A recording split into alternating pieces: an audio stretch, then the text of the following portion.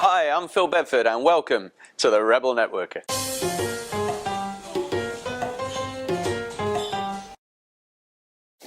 So on this week's show, we're going to be continuing with our behavioural style segment, and we're going to be talking about the nurturer.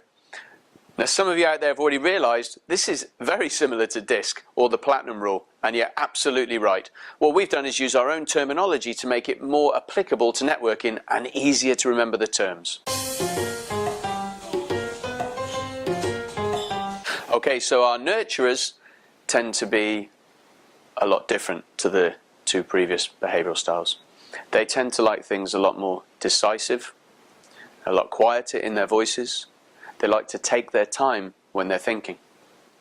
They're motivated more by helping people than anything. And they're not necessarily that comfortable in networking environments. So you'll already notice how I've slowed my voice down, my energy levels are down.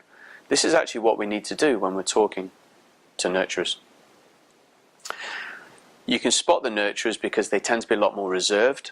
Often in networking events they'll only turn up if they have somebody with them because they're rather nervous.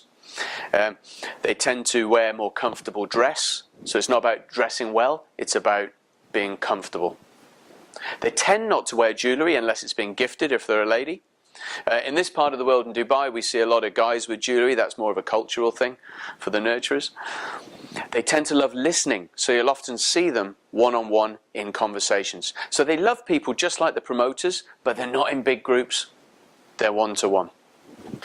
If you're networking with a nurturer, it needs to remember that they want to know that you're a real person, that you care, that you're enjoyable to talk to, and actually that you're not too energetic. So keep the energy levels down and just try and blend. Remember, they're after a long-term relationship because they care.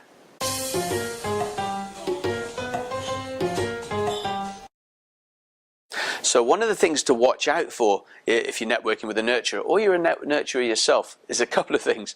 Number one is nurturers don't like to say no because they don't like to upset people. This means that they can get pushed and pushed and pushed and pushed and pushed and pushed to do stuff they don't want to do until one day they explode. So just remember, just not to abuse the nurturers. They tend to have a whole emotion inside them, but you can't see it on their face.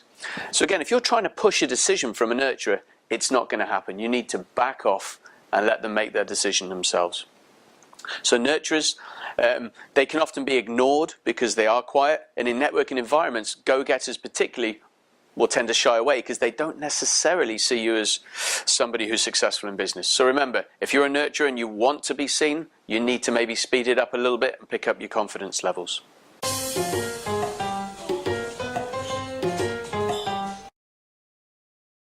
So that's this week's show.